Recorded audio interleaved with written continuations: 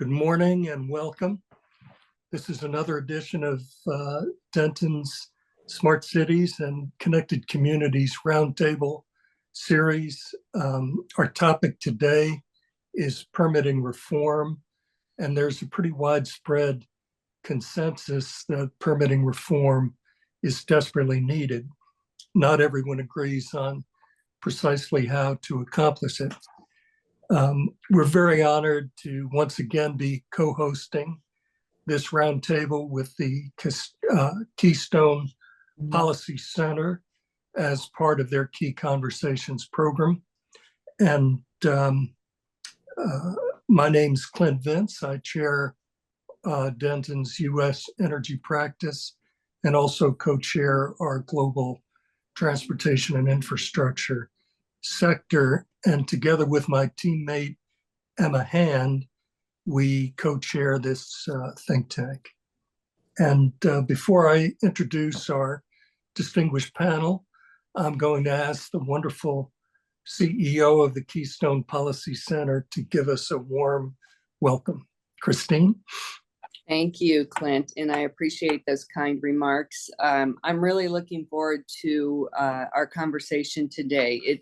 This is an issue Keystone has been tracking and is both timely and urgent. The panelists that, Clint, you have assembled are just brilliant minds, and I think our listeners are going to really come away with some deep thinking and really informed conversation that we're about to have. But I really mostly want to thank you, Clint, and the Dentons team, the key conversations that we're able to do and the reach that Dentons has with some 200,000 folks that have access to these webinars is amazing. So we appreciate everything and really look forward to hearing from these amazing folks this morning. Thank you. Thank you, Christine. Every month I say what an exceptional, amazing panel we do have. And the good news is it's true. You have everyone's bios, and I'll just give very, very abbreviated introductions. Our first panelist is Tom Hassenbohler. Tom is co-founder and managing partner of CO2 Efficient. Tom's got more than 20 years of experience in senior House, Senate, and private sector positions. And Christine and I had the pleasure of listening to Tom moderate a panel at Keystone's Energy Board a week or two ago, and then give a terrific presentation at our main Board of Trustees meeting. So we wanted to bring Tom back by popular acclaim. And our second panelist is Eric Vandenberg. Eric's the Senior Director of Transmission Policy at Invenergy. And Eric leads the company's policy development and advocacy across state and federal jurisdictions. And near and dear to my heart, the founder of Invenergy, Michael Polsky, has just made a major contribution to the World Resources Institute that I've been involved with for many years. And he's created the Polsky Energy Center there for development of some of the ideas we'll be discussing today. Our third panelist is Chase Weir, a good friend. Chase is the co-founder and CEO of Distributed Sun and is also the co-founder and CEO of True Current.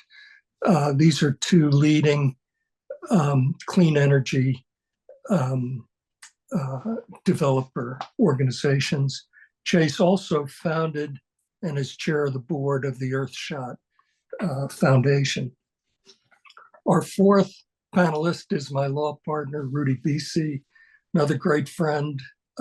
Rudy is a member of our real estate practice, but we have snorkeled him into practically every major project that our energy practice handles. Rudy's got extensive experience in wind, solar, battery storage, utility scale transmission, and substation and other infrastructure type of projects. And our fifth panelist is John Rund. John's the Deputy General Counsel at the Nuclear Energy Institute. He has more than 20 years of experience in the nuclear sector. And before NEI, John worked in the General Counsel's office at the Nuclear Regulatory Commission, which has been an exciting place lately as President Trump on Friday fired the chair, the Biden-appointed chair of the NEC, which is, until now we had thought was an independent commission. So with those really abbreviated introductions, we'll launch into the roundtable. I do want to remind our audience that we have a Q&A feature on the Zoom platform. So if you've got a question, feel free to put it in to that feature. Please do not put your questions into the chat mechanism or you will make me dizzy. Tom, let's start with you. And I know that you have a trip to Capitol Hill, may need to leave before the end of our program, but we feel really fortunate to have you with us. As we have developed in our recent board meetings for Keystone, and also in the more than 30 years that I've been on their board, the system of energy federalism that was created in the mid-30s with the Federal Power Act and Natural Gas Act was really designed for an era in which energy was mainly an intrastate event.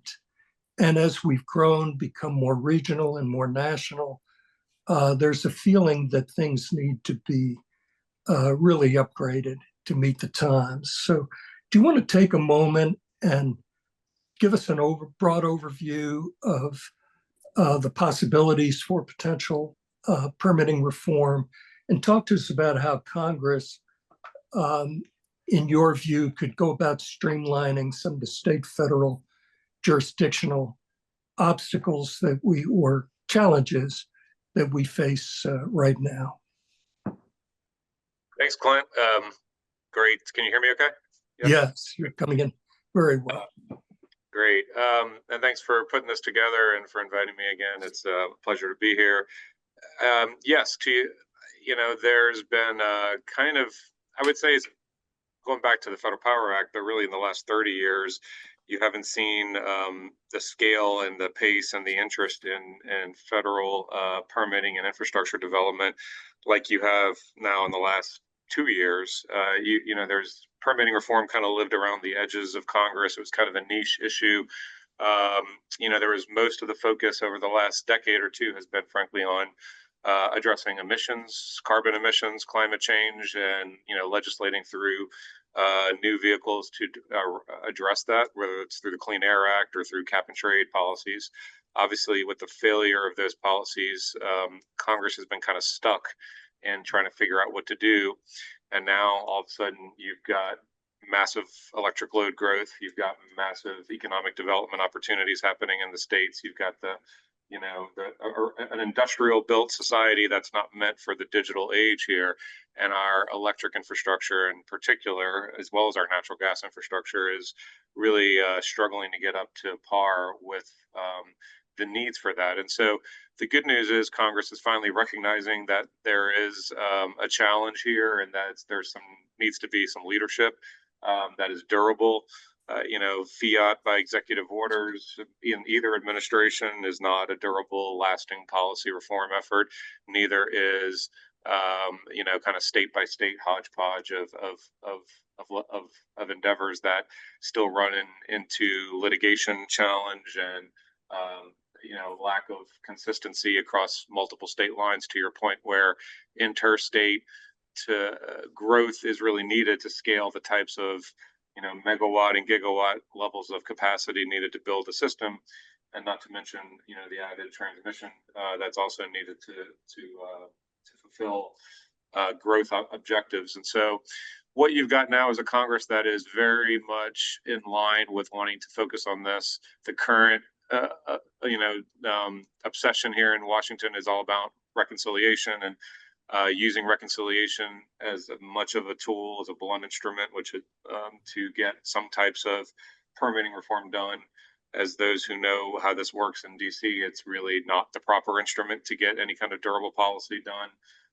And the good news is, whatever happens in reconciliation or doesn't happen, there is growing efforts around the committees of jurisdiction in the House and the Senate to go into the next wave of legislative ideas around durable policy reforms, and not just tackling some of the environmental issues and the NEPA things that have really been the subject of recent efforts, but starting to look at siting of transmission pipelines, infrastructure build out, speed to market opportunities. I think they're finally starting to realize that this red tape that happens from these federal jurisdictional bottlenecks is very much contributing to the same kind of red tape that environmental policy and lack of environmental standards or consistency of implementation across different states. It's a similar function. And so the good news, maybe just start this conversation is there's several efforts that are growing behind the scenes in Congress, from Chairman Guthrie from Kentucky on the Energy and Commerce Committee to new Chairman Mike Lee from Utah on the Senate Energy and Natural Resources Committee. And then you've got Senator Capito from West Virginia leading the EPW committee, who's also ahead of the curve here, trying to develop some regular order legislation that we would call it, not via reconciliation, to move and solve some of these problems around grid planning reform, faster interconnections, grid optimization, electricity market access, gas pipeline siting, grid security, resilience, and even some of the bring your own power permitting challenges that are plaguing FERC right now. So I'll pause there and look forward to continuing to dig deeper into those topics. Tom, quick question before we move on. What are some of the legislative models for improvement that you're hearing discussed, especially in the state federal jurisdiction challenge?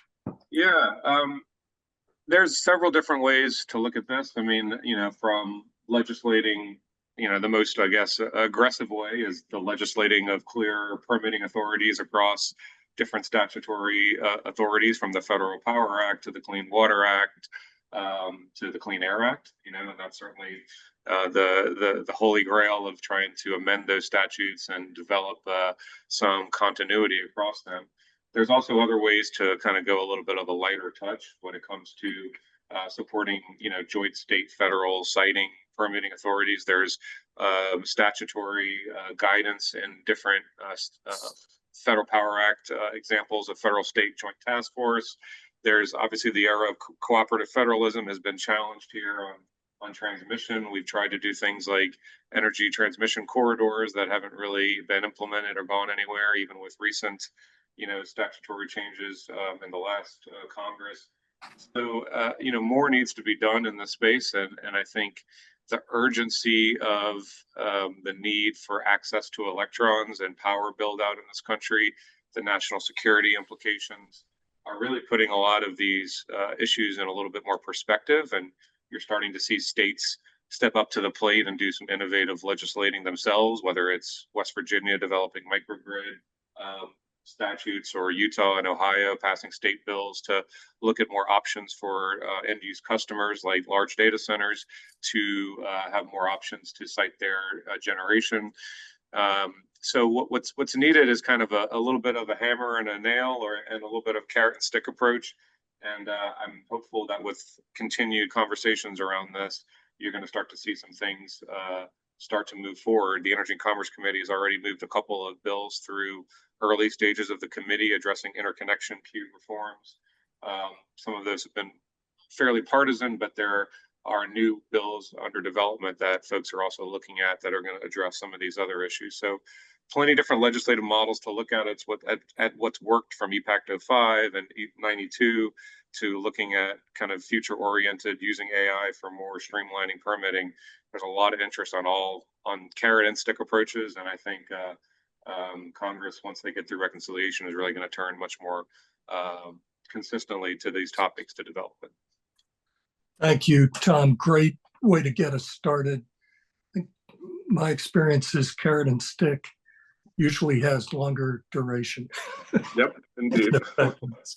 But Eric is really one of the leading transmission experts in the United States. Eric, it's a perfect segue to talk about transmission. What do you see as some of the challenges on long linear interstate transmission lines and getting them permitted? Thanks, Clint. Great question. And yeah, to Tom's point, there is a need for a lot of different infrastructure in the country. And we are one of those developers creating some of that transmission infrastructure that Tom was talking about. Just to be clear, we do have a very large portfolio of generation. We have about 30,000 megawatts of generation. But for today, I'm going to be speaking from the transmission perspective. And kind of like Tom was talking about connecting various regions, we have a portfolio of transmission projects underway. And the leading project right now, the most advanced, is the Greenbelt Express. And that is a 600 kV HVDC transmission line that starts in Kansas, goes through Missouri, goes through Illinois, and terminates in Indiana. And it's designed to move 5,000 megawatts of power, which would make it the largest transmission line in the United States. So we're definitely working to knit those different regions together, which is really important, as Tom was saying, because we are in this era of unprecedented load growth. And so being able to move energy to where it's needed during this time of explosive load growth has taken on an increased importance. So we're excited to be on the forefront of that. And yeah, as you notice, there's a lot of barriers to building transmission. This is, I think, week 7 with the company for me. Just for those of you that don't know me, I came from FERC. I did about 15 years at FERC, and so I have a lot of experience on the regulatory side. And so it's been great coming over to the developer side, but it's really driven home how hard it is to build infrastructure in this country, especially long linear infrastructure like transmission. And so a couple of barriers I'll talk through. I'll start with permitting, and then I want to just highlight a couple other just to kind of put that in context. So when it comes to permitting, Invenergy's view is that we don't need any changes to the core environmental statutes on the books today. So NEPA, Endangered Species Act, Clean Water Act, we view those as cornerstone legislation that establishes safeguards for the environment and communities. And we don't see a need to change that. Where we have run into big issues over the years in our experience is with the implementation of those statutes. And so just to give you a couple of examples of areas where we run into issues and kind of what we would like to see. One issue is obviously having adequately resourced and trained staff. You can't just pick somebody up off the street and have them start doing NEPA reviews. You have to have adequately resourced, adequately trained staff. So understanding there is a desire to trim the federal budget, this is not an area where we think you should be trimming. President Trump has declared an energy emergency, and we wholeheartedly agree that there's a need for more infrastructure right now. So trimming back on the staff that can help accelerate those reviews and get infrastructure built is, in our view, short-sighted. So definitely don't want to see that, and want to make sure that those staff are adequately trained, adequately resourced. The other issue that we have pretty consistently and is really frustrating for us is not getting consistent interpretations across agencies of the same statutory provisions, and even sometimes within agencies, we will get differing interpretations of the same statutory provision. And what we really want is regulatory certainty. And so when you get, and I'm just making these up, these aren't actual examples, but if you go to the Fish and Wildlife Service and they're looking at a statutory provision, and then we go to the Army Corps of Engineers and they're looking at the same statutory provision and giving us a different answer, it makes it very hard for us to run the business in an effective and efficient way. And so what we would like to see is things to make to ensure greater consistency in interpretation. And so that can be things like Congress making incremental kind of clarifying changes to the statute, so there's a uniform implementation of it. Remedying those things within agencies, just having something as simple as a dispute resolution procedure. We've been in situations where people within the agency don't agree on what the statutory interpretation should be, and just getting that resolved within the agency can be difficult. If those agencies were to have some clearer dispute resolution procedures, even things like that would help. And then finally, I think just holding staff accountable for results. That's an important piece of the puzzle. And so, again, making sure these things are timely and effective is kind of the core of what we want. But just put it in context, I think the permitting conversation is important for us from a building transmission perspective, but I wouldn't necessarily characterize it as the critical path. I think for us, there are a couple of other really important elements. One is interregional transmission planning. Right now, there's not really a robust process for transmission planning between regions. There's been a lot of focus over the last 10, 15 years or so on kind of planning within the region, not so much focus on how you plan between the regions. That's something we'd like to see change. And then there's also a number of other just structural barriers to investment, particularly for merchant transmission, which is what we specialize in. That's kind of multiple interconnection processes. That's lack of compensation for key services. And that's kind of some issues around how these projects are incorporated into the transmission planning process. And so happy to dive a little bit deeper on those later in the webinar, but hopefully that helps kind of put this in context for us. That's great, Eric. Just to give some further context to support your suggestions, what's a typical amount of time that it currently takes to build a major interstate transmission project? I think generally for a large transmission project, you're looking at 10 plus years. We purchased the Greenbelt project from another company in 2020, and they had been developing it for several years before that. And our planned commercial operation date is around 2030. So I would say 10 to 20 years for large transmission projects is pretty standard. Thank you, Eric. I mean, it really highlights the need to tackle this issue, because those lead times just don't work in our current age, and with the extraordinary energy demand we're seeing as a result of AI and electrification. Chase, you have got, first of all, your Earthshot Foundation is really seriously studying permitting reform, but also in your position as CEO of two major companies, let's start with NEPA. What are some of the balances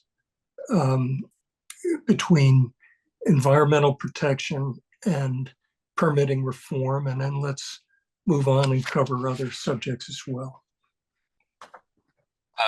Sure, Clint. And before I get into that, I cannot agree more with Tom's point about durable policy and Eric's point about quality people resources. I mean, that really lies at the heart of all of this. I think, since 2020, as of last year, the median NEPA timeline is down to about 2.2 years, which is about a 28% improvement. But as soon as you're looking at NEPA, you kind of have to look to the courts. Last month, the Supreme Court had a decision on the 7-county decision, which sharply narrowed NEPA's scope. limiting litigation over indirect impacts like downstream climate considerations. So I think we're seeing NEPA shifting from maybe a policy impediment to a genuine catalyst of sorts. But Clint, I told you that inviting me to speak on permitting is a bit like asking the golf caddy's assistant to hit the tee shot. You know, I'm carrying the bag and not always sure which club to use. But someone has to hold the bag of clubs. Today, my teams are actively developing and constructing large-scale power generation and distributed energy resources across 8 asset classes and 10 states. So Distributed Sun develops utility and large-scale community solar and storage projects tied to transmission. Our independent subsidiary, True Current, develops and owns microgrids and distributed energy resources. We're electrifying fleets, bringing flexible loads to data centers. But our experience, front of and behind the meter deployments now stretches back 15 years across 18 states. And we've earned some real battle scars, from town halls to state Supreme Courts, while doing our best to contribute to legislative and regulatory reforms at the local, state, and federal level. I think maybe among our more vivid examples of all the fun permitting adventures can bring has to be our experience in Dryden, New York, famously known for its moratorium on fracking, the ground zero with the town board that stalled fracking statewide in 2011, despite our project becoming, a real political football in a highly charged local election year. We succeeded permitting a generation facility there in 2018. And I think the only reason we really prevailed was this. We listened and we actively engaged with stakeholders and their concerns. I think so many of these engagements around permitting pivots on just that. More recently, we've navigated the LA County Fire Department as they adopted new fire codes midstream in construction last year for a storage project. And, elsewhere today, this week, we're taking extraordinary steps to protect habitat for the northern harrier in preserved forests under a decades-long agreement. I sometimes feel like permitting is like trying to fold a fitted sheet. It never seems quite right. And no matter how many times you do it, wrinkles are the norms, from big ones like moratoriums, which are spreading in certain asset classes in certain regions, to common concerns like view sheds, ambient noise, stormwater. I know this is kind of the mundane, right? I know there are folks here who are talking about the needfulness of upgrading transmission and bringing on new baseload capacity like nuclear power plants. But, as we move closer to the grid edge, which is what True Current does, permitting does get easier. Sometimes it's like putting in golf. It's routine, but it's precise. When we permit solar or storage or EVs behind commercial and industrial fences, it's increasingly straightforward. But complexity rises when we bring batteries into the equation in dense urban areas. And interconnection, what I kind of call permitting's first cousin or twin sibling, can feel as challenging as the biggest projects when new loads exceed available capacity. And that's really the problem. Most recent past chairman Christie said just last week on a stage, one after the other with Chairman Guthrie, that we just need to remind ourselves that this is Econ 101. We have a supply and demand problem. And if we don't resolve getting more supply on the grid, we're just going to face increasing reliability issues as cost goes up. 10 years ago, we spearheaded the True Solar Initiative. And that was all about bringing together stakeholders across the solar value chain to standardize and professionalize underwriting, from permitting to finance and installation risk. As a direct result of this, Clint, those efforts, alongside industry and regulators, residential permitting timelines shrank from weeks, sometimes months, down to 3 days in some jurisdictions. So, today I have the privilege to lead teams deeply engaged addressing some of the most pressing permitting challenges, whether it's streamlining NEPA processes or advocating for clarity around categorical exclusions. You know, a lot of my time today is promoting behind the meter load flexibility and grid resilience and preparing the grid to balance renewable penetration with some rigorous standards for grid forming inverters. We're committed to solutions that enable rapid and responsible deployment. It's an honor to be here among experts that I'm not qualified to be in the same conversation with. I look forward to the rest of this insightful discussion. Well, thank you. I think you're perfectly qualified. Except I will say that I took up ocean racing because I found putting to be way too fearsome an activity for me. What can you add a little bit more about behind the meter battery storage and what's needed there for improved load management? Sure. You know, yeah, I mentioned the True Solar Initiative, and you mentioned back that we were focused now on grid. Our True Grid Initiative, or our 2025 Gridiron, is bringing together about 100 participants in our cohorts over a 10-part series. Permitting is one of them, but the permitting crosses all of the silos. And I'm sure many of us have heard reference to, if not read, the study from the Nichols Institute that came out recently. Tyler Norris was amongst the key authors who's testified before Congress. It's one of the most frequently referenced papers in rate cases today. And it has a little gem in it, a little punchline that figuring out how to shave as much as 5% of peak load represents, I don't know the number, 100 plus gigawatt. It's a big number of new capacity that doesn't need to be brought online. I think when you get down to behind the meter battery systems, they need to be coupled with automated load controls. And you know, when you combine major loads like cold storage or new loads like electrified fleets, you can cut facilities peak loads by 15 to 25%, which significantly defers expensive distribution upgrades. I think we all know that investments in the distribution grid, capital intensity has been going up, capital efficiency has not been going up. And I think this is it's not an elephant in the room, it's known. And I think it's time for, you know, permitting authorities to fast track smart, dynamically responsive behind the meter projects, or just candidly acknowledge that they're content promoting basic non-flexible storage, effectively limiting grid resilience and forestalling economic benefits. Great job, Chase. Thank you. Rudy, you are encountering permitting issues in practically every aspect of your practice.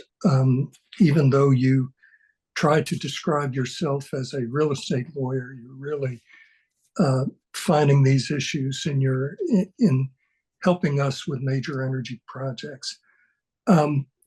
With respect to meeting demand, what are some of the more innovative ways that you see to accelerate issues like siting and development? Thanks, Clint. Can everybody hear me okay? You're clear, yes. Perfect. Yeah, I think Tom, Eric, and Chase have all done, extraordinary jobs of describing where the challenges are and where some of the opportunities are. Yes, we've had that experience. Transmission is a backbone of not only the industries that are looking for power, but also everything that we do, right? From showing up at a concert to turning on our laptop computers in the morning or whatever it happens to be. And for these very large projects, and we do get into hyperscale projects, just like all the others on this conference, it is interesting to me to see where the challenges are at the local community level, right? All these federal initiatives are very important initiatives, but the various localities have their own zoning and planning staffs. And as we've all encountered these permitting issues at the very granular local level, it's interesting to see how staff and how the community representatives, whether it's boards of aldermen or commissions or what have you, respond to some of the challenges of bringing power to projects that will only need more power in the future. My sympathies go out to Eric and the work that they're doing in trying to permit long transmission projects. We probably have experienced as much of that as anyone here. And, even 150-mile long interstate line can take 10 to 20 years, just as Eric described. We're just finishing up a project now that started about 15 years ago, right? And we had the power of condemnation, which is a whole nother subject for a different day. But it's not just the permitting, it's also the access to the ground that you need. And it's interesting to go from county to county on long power line projects that might be 15 to 20, on extraordinarily long projects that might be 100 counties, each of them with their own way of doing things, each of them with communities inside of them, right? That also require separate permitting, separate approvals, separate rights of way, and assurances that what we do in those communities is not going to, for the long term, disturb them in a way that's unacceptable. But the other piece of it is just urban development and suburban development. 5 miles, 6 miles, 10 miles in an urban environment can involve thousands of properties, thousands of interests, and several different communities, cities, sometimes on both sides of state lines. And the complexity that goes along with some of that work is interesting at best, I guess, but just takes a lot of patience to sit down with local planning staff to work through the many differences, because the lack of consistency is very real from community to community and from county to county. Simple things like ordinances for solar development or for battery storage development or wind development. There are model ordinances out there. A lot of communities are adopting them, but they don't get updated. And when they don't get updated, they differ from county to county, community to community. So we're tackling a lot of those issues as part of our permitting work that we do. And you're right, it does touch on almost every element of what we do. On the large data centers, we're trying to put substations on private property. We're trying to run transmission lines where we can't use power of condemnation for utilities. And all of that presents its own unique challenges, but also the opportunity to go in advance, meet with planning staff, try and divide up the responsibilities that might be the developers from the responsibilities rather that might be the utilities, and then to work through responsibility matrices and all those other nice, the nuances that help us get to not just permitting quicker, but also completion quicker. And I think, what we can do to shorten those timelines is just very, very important right now, because of the long lead times that it takes, not just to get the projects built, but also to make sure that the utilities are turned on at the same time these projects have either power available or need to turn on and take demand load. Thank you, Rudy. Extremely helpful. I'm going to call on John, and then I want to get back to Tom before he has to leave to go down to the Hill to get all these suggestions implemented, hopefully this afternoon. John, can you, first of all, just tell us a little bit about the increased importance of nuclear in our current age, and then let's get into suggestions on permitting reform. Yeah, thanks, Clint.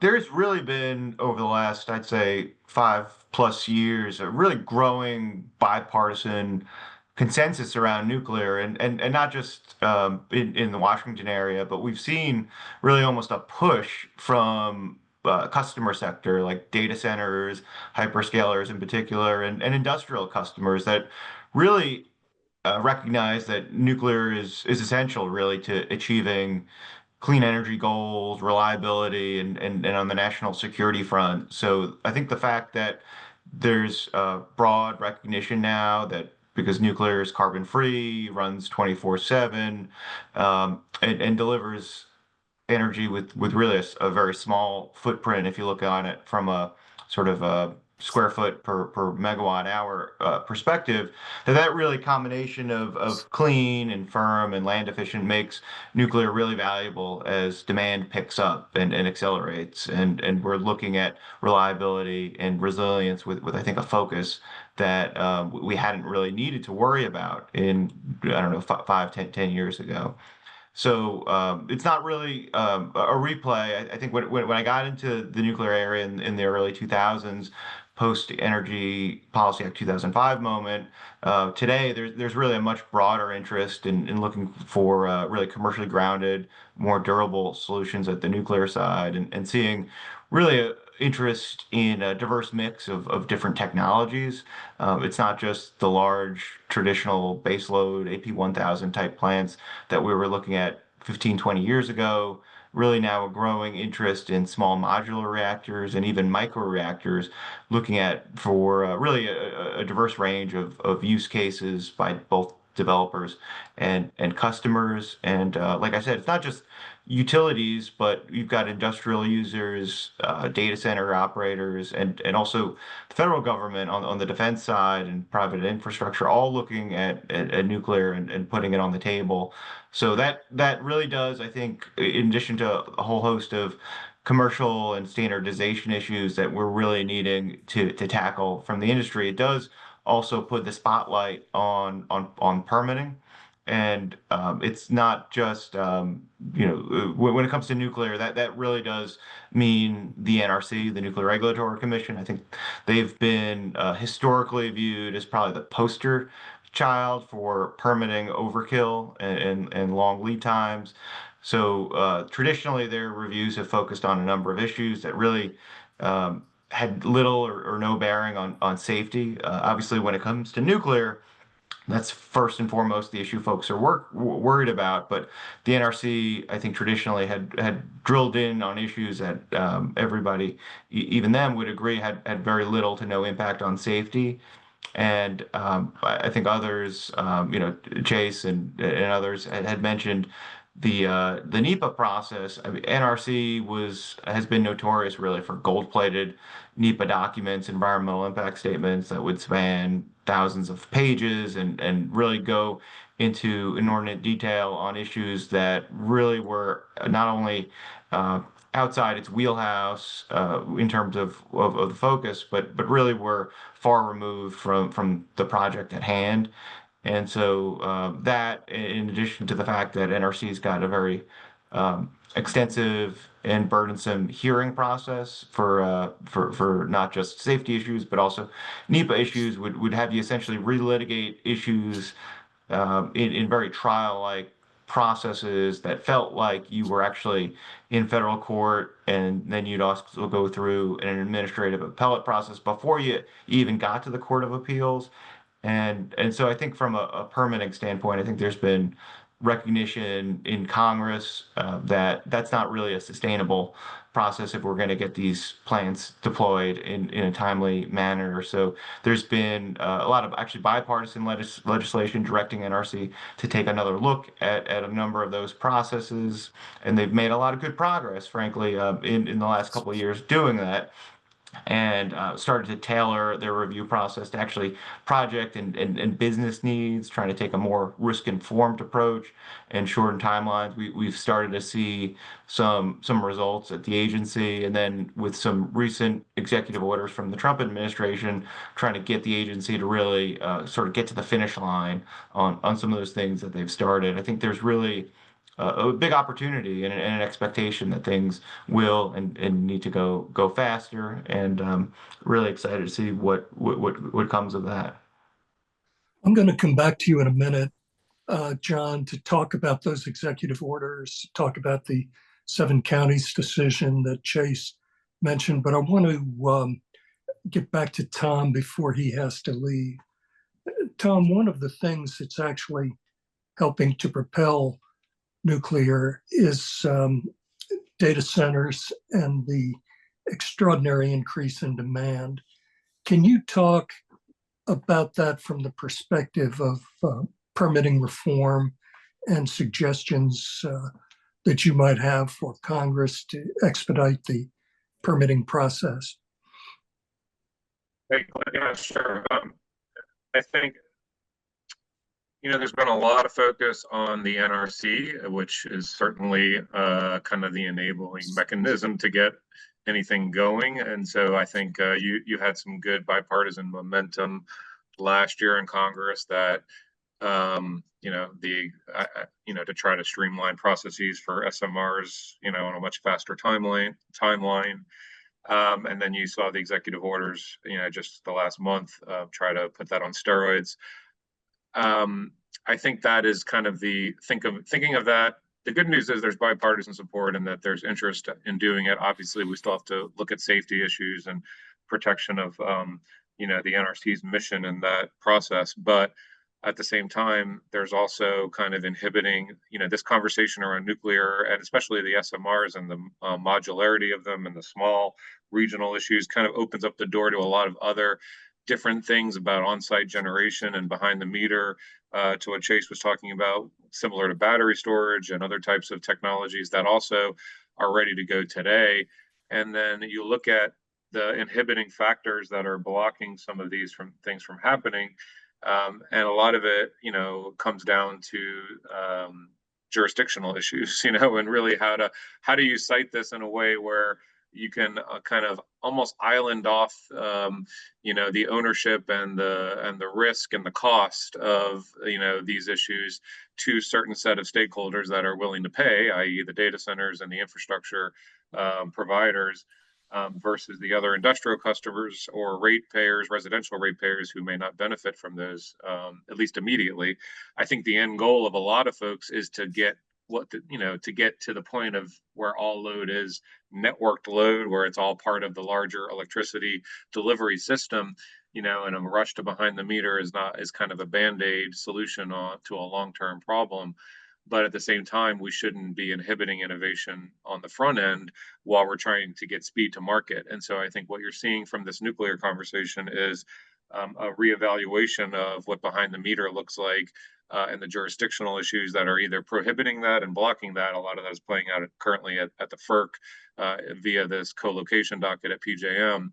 But Congress is very much paying attention to this. And I think you've got a lot of stakeholders who are watching these issues very closely. If this decides to, if FERC, doesn't decide this in a way that is durable, I'll call it, or consistent, or even agreeable, which is going to be a challenge, I think you could see some of this morph into some legislative ideas around Congress giving more direction to FERC about how to solve some of these longer term problems, while you look at, the next decade plus of grid build out.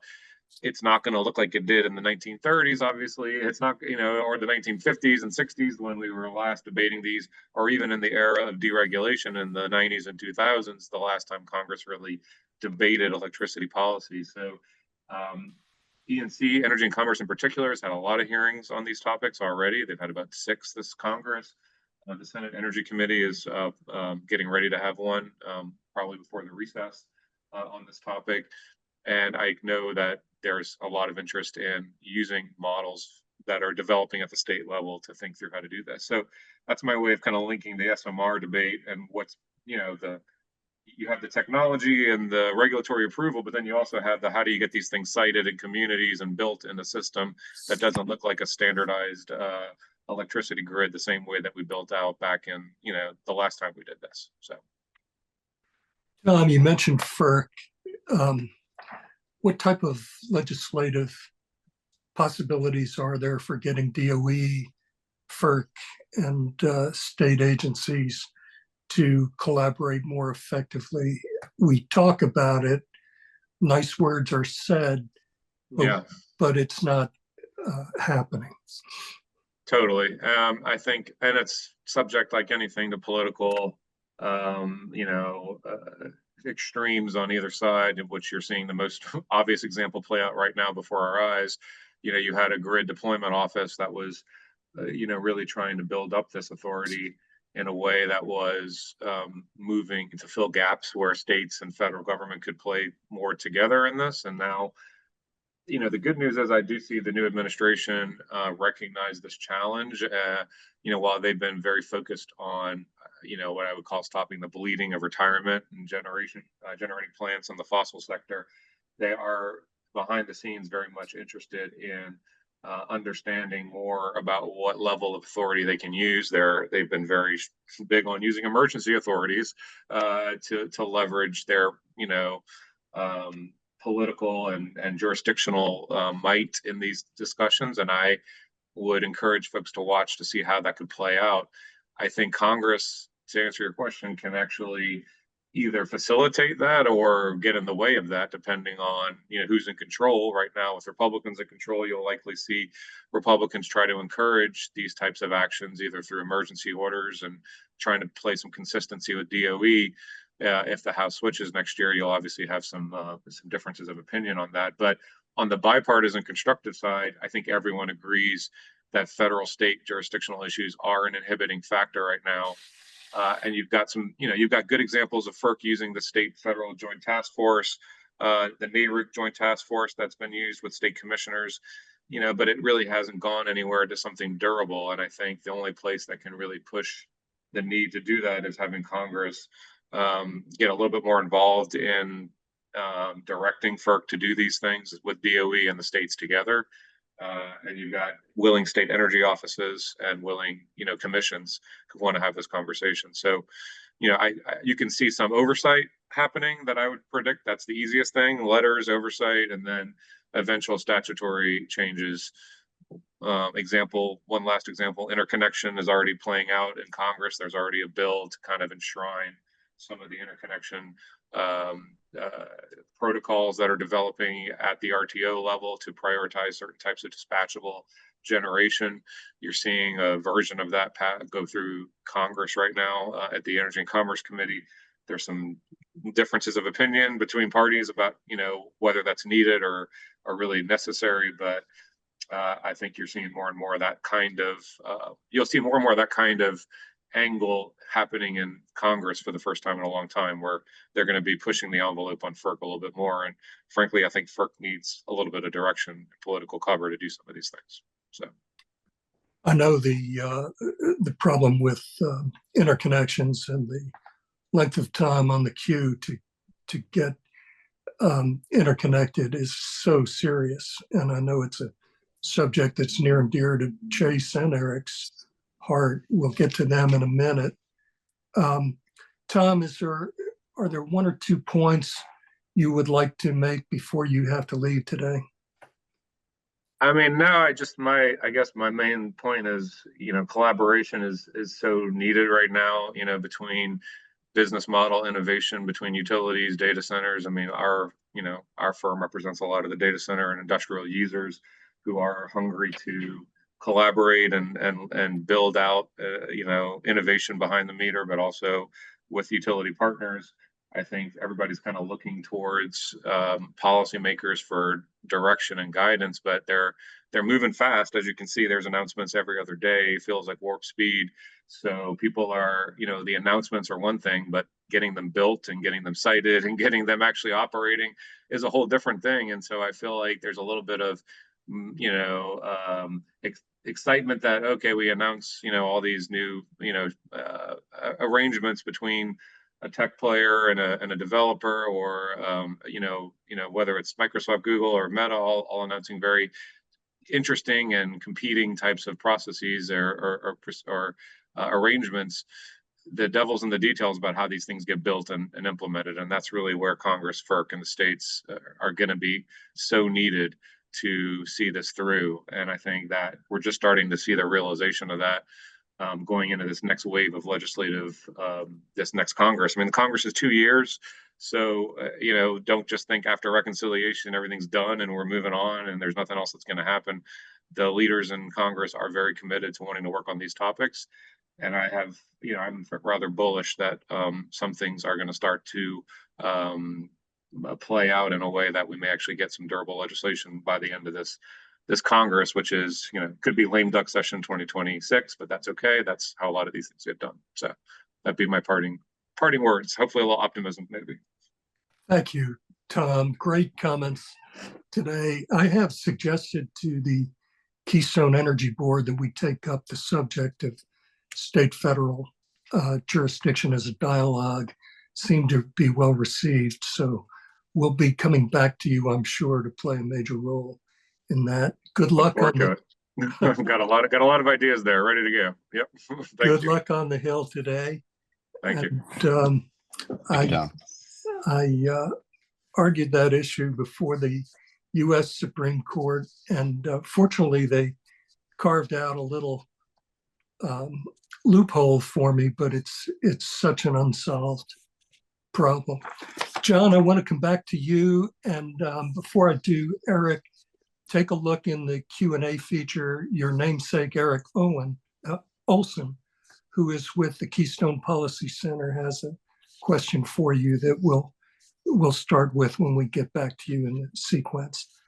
John, we were talking a little bit about the president's executive orders, the 7 county Supreme Court decision. Do you want to elaborate on the importance of those developments a little bit more? Yeah, like I said before, I mean, it's been a couple of years now with pretty broad bipartisan support for nuclear. President Biden had a number of ambitious goals, and it seems as if in the executive orders issued last month, I mean, President Trump tried to sort of one up President Biden and set very ambitious goals for a whole lot of nuclear coming onto the system to meet not just private sector need and that demand, but also looking at the needs of the federal government. And so I think that's very exciting to see that they're looking at I think if the 5 gigawatts of power uprates from the existing fleet. I mean, I think everybody is very appropriately focused on sort of the big shiny thing, which is advanced reactors. But I think it was nice to see the administration focus on really trying to get the most we can out of existing assets. And so 5 gigawatts of uprates from existing nuclear plants, I mean, that's the equivalent of 5 large new plants, power millions and millions of homes with that, and also focused on trying to restart plants that shut down, which it's just 3 or 4 years ago, we were shutting down very well-run nuclear plants because there wasn't that recognition in the private sector about the value of the carbon-free, reliable power that nuclear provides. And now we've got that. So looking at restarting plants, Palisades in Michigan, the plant that was formerly the 3 Mile Island plant that wasn't subject to the accident, it's going to be rebranded as the Clean Energy Center in Pennsylvania. I think there's also exploration of plant in Iowa. So very excited to see that. And in parallel with that, the strong support for advanced reactor plants, which are moving forward. We've got construction permit applications for the Dow and X Energy facility in Texas that's going to not only serve electricity but also some industrial needs. And lo and behold, the NRC just came out within the last few weeks with a schedule for completing that construction permit review, and it matches the 18-month target that was set in the executive order. So I think that's something that doesn't happen if there wasn't a lot of work already underway at the agency in response to the Advanced Act and other congressional pressure. So great to see that. I think doing that for 1 or 2 plants is maybe going to catch the headline, but trying to really institutionalize those types of gains and that progress through changing NRC processes is through things that are actually durable, through rulemakings, and looking at really all the opportunities that I think the 7 county decision really does present to really trim the NRC NEPA documents so that they're not the thousands of pages that they have been, and really we've seen some willingness at the agency to go ahead and do that, and actually say, do we actually need for some of these smaller reactors need to do full-blown environmental impact statements? Can we do environmental assessments? We've seen a lot of interest and willingness to do that.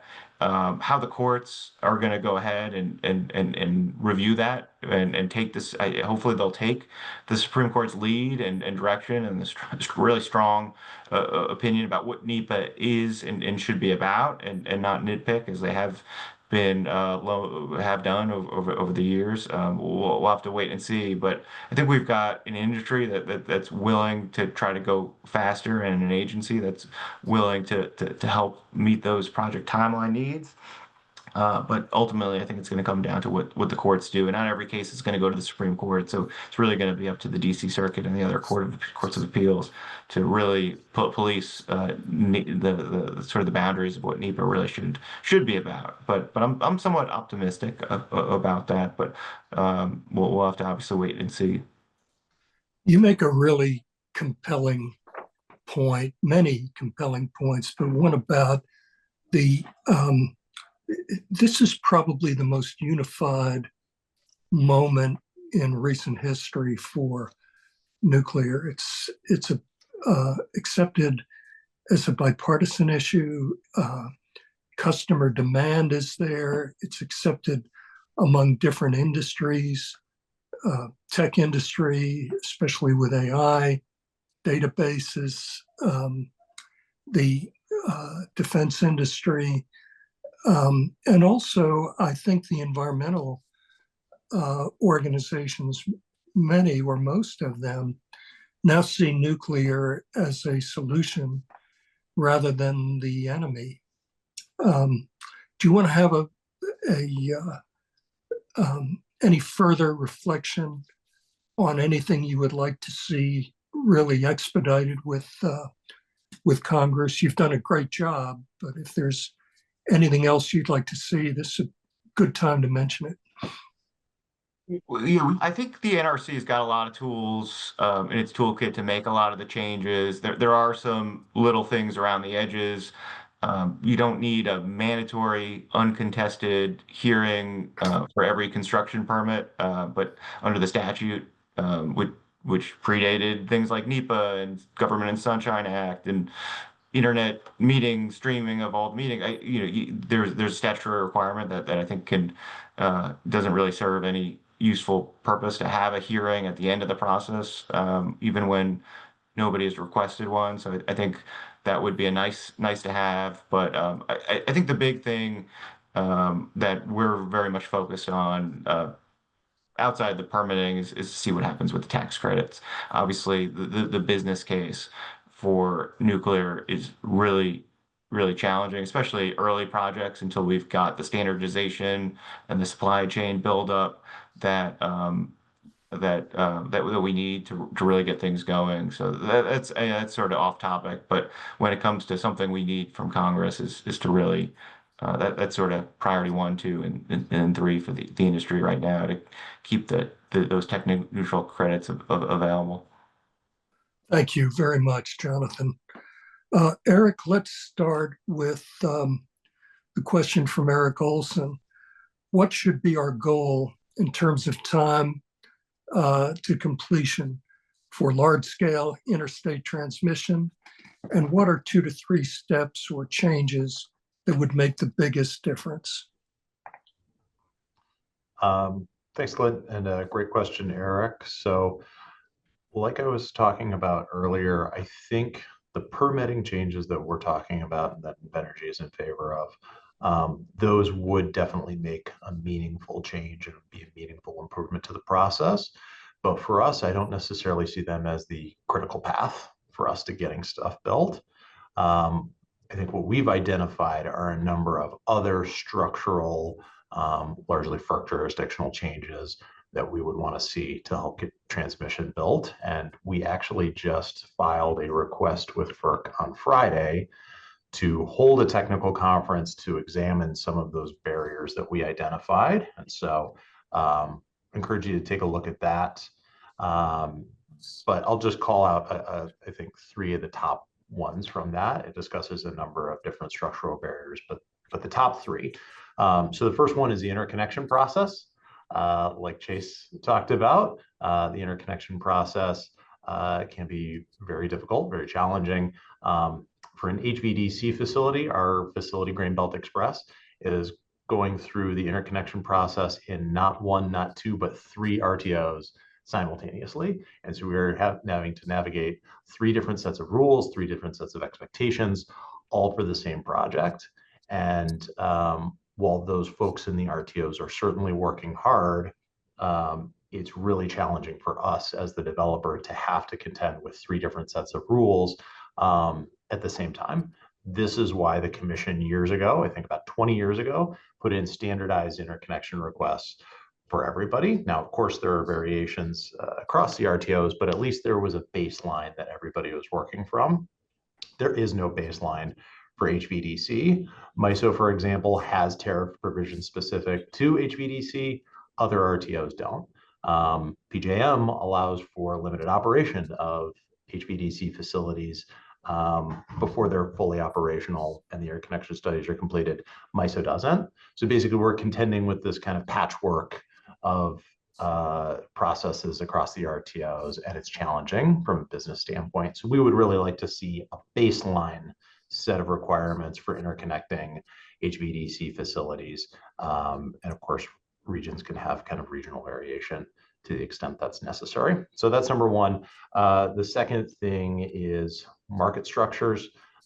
We think there's some structural barriers to recognizing the value that transmission provides, particularly with respect to resource adequacy. Order 1920 required evaluation of benefits for transmission facilities. That was very positive, but that doesn't necessarily apply to merchant transmission facilities like ours. And so what we would like to see is greater access to markets and greater recognition and compensation associated with the reliability value that facilities like our HVDC facilities can provide. They can provide load following services, stability enhancements, black start capability. And so, again, just want to have the opportunity to be able to provide those services. Resource adequacy is particularly valuable right now. We've seen this explosive load growth, and by being able to exchange power between different regions during times of system stress, facilities like HVDC can actually lower the overall reserve requirement. That saves money and improves reliability. So want to make sure we're getting recognized and compensated for that. And then the third thing is just the interaction with the transmission planning process. Merchant facilities are typically, or at least merchant HVDC facilities, are treated kind of like generators in the transmission planning process, meaning they're not included in the transmission planning models until a very late stage when they've signed a generator interconnection agreement. And to us, that's just an artifact of kind of an outdated system of treating them like generators. And so what we'd like to see is a more rational system for including merchant HVDC facilities, basically the same way an IOU facility would be included in the model. And so not a big change, but we think it's a meaningful one because that ultimately means that consumers won't have to pay for other transmission facilities that would be obviated by a merchant facility. So that's my top 3, and we've got a couple others in the petition and would encourage you to check that out. These are great specific examples, Eric. Thank you. Chase, I know what Eric has said is also near and dear to your heart. Would you like to comment on it further? Not particularly, but I will. No, seriously, on July 7th here in DC, we're assembling over 30 people just on the transmission topic alone, right? So I'm not calling those people a bag of golf clubs, but I don't know all these answers. I don't, and I'm going to stop pretending that I do. What I do know is that we need bipartisan permitting reform. And it's probably a bright light. It's probably easier than talking about tax cuts and tax credits at the same time. But in this whole conversation about picking winners and losers, kind of the gripe during the last administration. I mean, what I just saw come over from the Senate, don't quote me, I probably got this wrong, but there's a number of energy asset classes that have this preferential treatment for tax credits through 2033 and others that rapidly expire. We need stability and certainty in the marketplace. who here, and I can't see all the participants, but nod to yourself if you've seen the chart recently that shows the load growth in the US and Europe and China. And just stick to this thought. Just process this, because my punchline is about national awareness and willfulness. In 2008 or 9, the US still consumed more electricity than China. China crossed paths with us in 2010. And today they're over 10 terawatt, 2.5 times as much as the United States in less than 15 years. And they're on a trajectory to be 3 times as much. I'm sorry. You understand we don't have 1.5 billion people in this country to go into industry, but previously we had power. This country was built on cheap, abundant power. And if we don't apply that philosophy to our grid and unlock our grid, it's game on us. We know how to do it. And extending the thought about people, qualified people, the friction in the gridlock is all about people, policy, process, and politics. And the interventions of litigation and the interventions on every 4-year cycle, or they're alike, of brand new legislation is disruptive. We're in a contest with others who plan out 5 years with a thought to plan out the next 5 years. And we need to get our act together. We need to look in the mirror.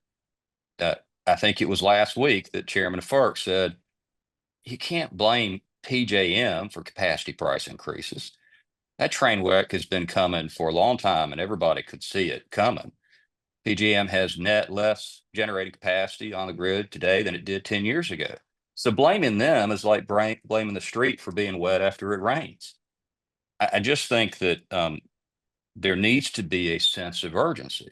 We need to understand the American Civil Society of Engineers gave our grid a D or maybe a D plus. I don't know. Once you get down to a D, it sounds pretty bad. Sounds pretty close to failure. And so bipartisan permitting reform is essential, but we need to recognize that the inefficiencies imposed there are enormous costs on our society. Broken and poorly conceived processes delay essential infrastructure. They stall capital development, deployment, limits job creation, hinders our ability to meet demand. Reforming permitting in a real way is crucial for economic prosperity, national security, and global competitiveness. And we all know it. So we tried to send messages across the transom to both the House and the Senate on the current legislation. I can't tell if anybody's listening to us, and I don't know who they're listening to exactly.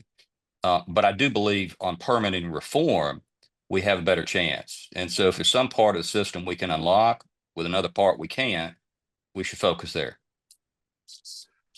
I think that's an op-ed piece, Chase, if you haven't written it already. What did you report this? I don't. So, okay, thank you. It is recorded, but we have Chatham House rules here. But if you, we will get this recording out with your permission onto our website. Can you hear me okay? Yeah. Yeah.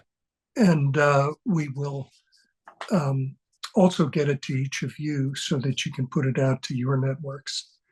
We have about 220 plus 1,000 people on our LinkedIn, so it'll reach a lot of folks. But I think you need to write your op-ed in the Hill or a publication that the person in Congress will read. Listen, I've said for a long time, people ask me if you develop overseas. And I said, we've tried. I mean, we've looked at Africa. We looked at buying assets in India. At one point, I had a large term sheet from OPIC, the previous organization, to do something in Central America. And it always came down to, how do we feel about political and currency risk? Right. And I never conceived that I needed to think about political risk in the United States of America for energy in the context in which policies are written. Zurich Reed does not write a policy for the United States for political risk. Can you imagine that they're probably over there talking about that or thinking about that now? That should be a wake-up call. We're in 86 countries, Chase, and everyone around the globe is shaking their head right now. And in some instances, smiling, which is not great. Gleefully, Yes. gleefully. Rudy, what would you like to get into that we didn't give you a chance to cover on our first go around? Well, And the when you, conversations have been great, and I think they touch on everything we would offer from our perspective, right? We wrestle with this with our clients, and personally, I think every day. I think part of the challenge that we need to see is more coordination in the permitting, and from state to federal, we need to be prepared to shape and deliver the energy that's needed to meet demand going forward. There's a base load cliff. We have to figure out how to generate it. We have to figure out how to get it from where it's being generated to where it's needed. And it's not inexpensive. And so we have to figure out contributions in aid of construction. We need to figure out how to create durability in the grid. I agree with everything that's been said by all of the presenters, and thank you so much, each of you, for what you've contributed here today. I think it's a wake-up call for all those that are listening, and it's certainly near and dear to our hearts. thank you, Rudy, very much. We have enough time to do a lightning round. And why don't we go in the sequence, continue the reverse sequence. Jonathan, we'll call on you first, but if you've got maybe under a minute, any key theme that you would like to leave with the audience as we close out, we welcome you to do so. Great. Yeah, thanks.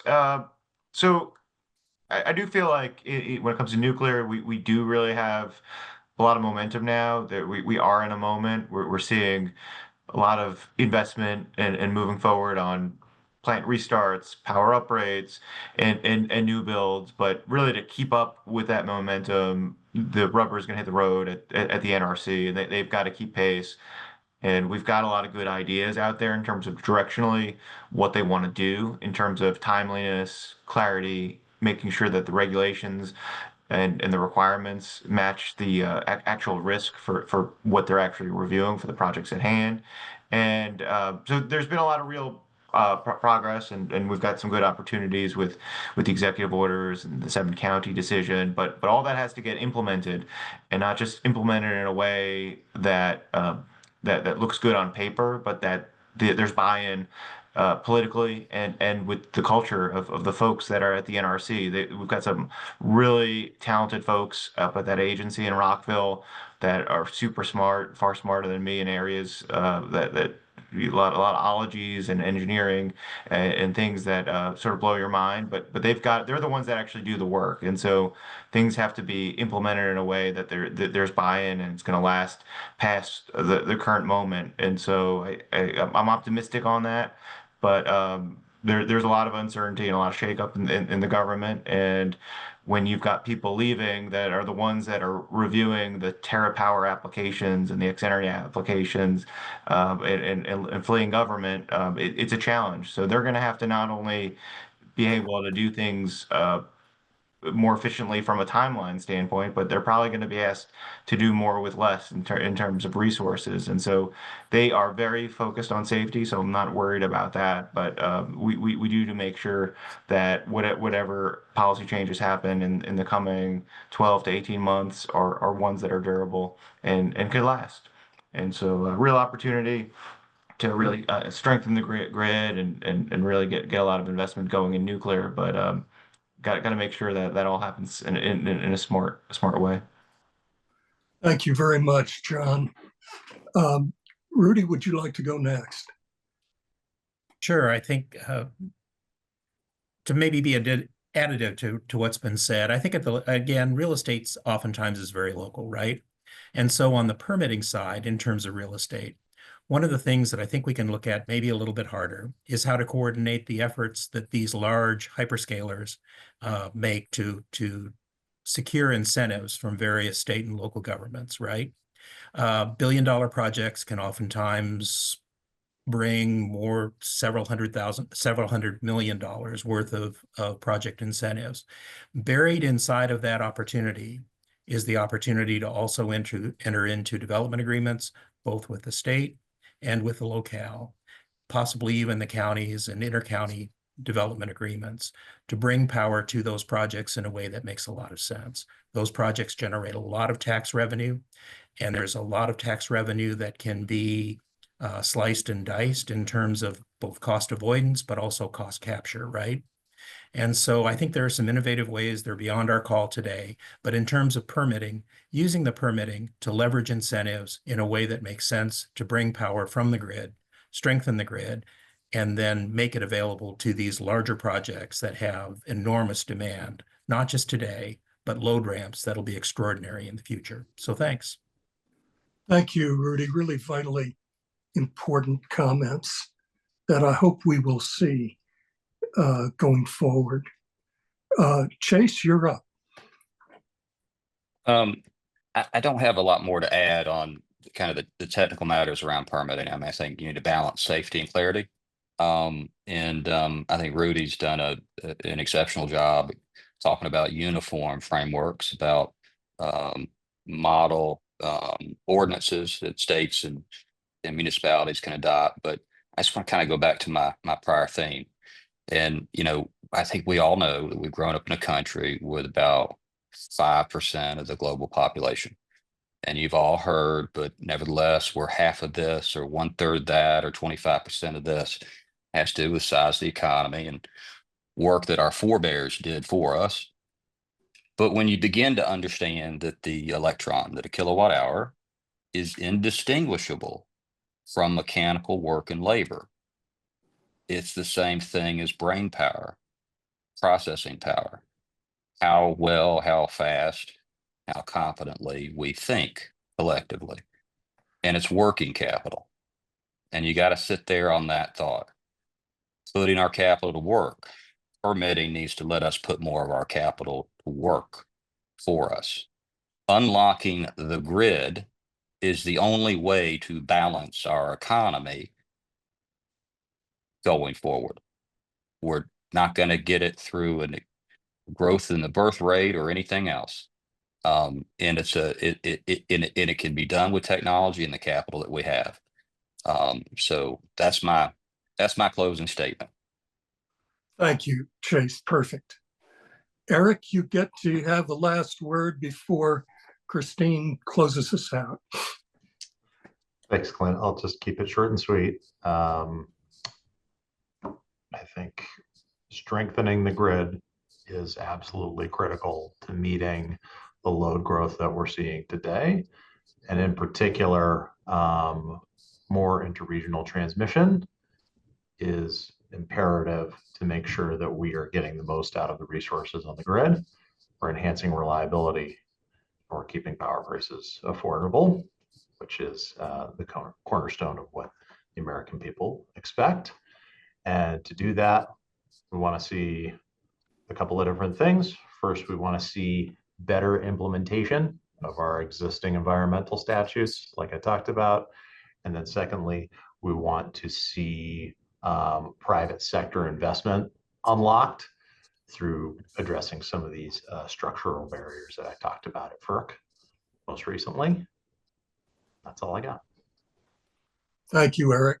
I will tell Michael Polsky that Invenergy is fortunate to have you. And Christine, can you close us out now? I don't want to. Wow, this has been just an amazing conversation. And, I've of course have appreciated Keystone's connection with several of our panelists. And Chase, I'm a golfer. And as you know, the only sin in golf is you can't be slow.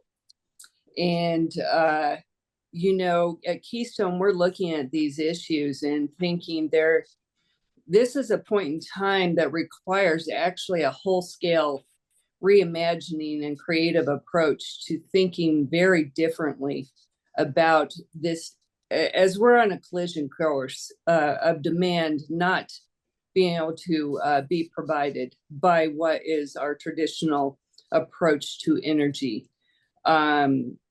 We want to bring together the best minds in thinking, and that is represented on this screen today around what would that look like. And what could that possibly mean, and how can you translate that into something that could be implemented? And we appreciate the brilliance of this collective we in thinking that, Clint, you've assembled for us today. And we'll be circling back because there's urgency, as several of you have mentioned, and the time is now. There's a moment here to take action, and we certainly want to be part of that as well. So thank you. I have a writer's cramp from trying to capture all of the great points that were made. I really appreciate being on with y'all today. Such a strong panel.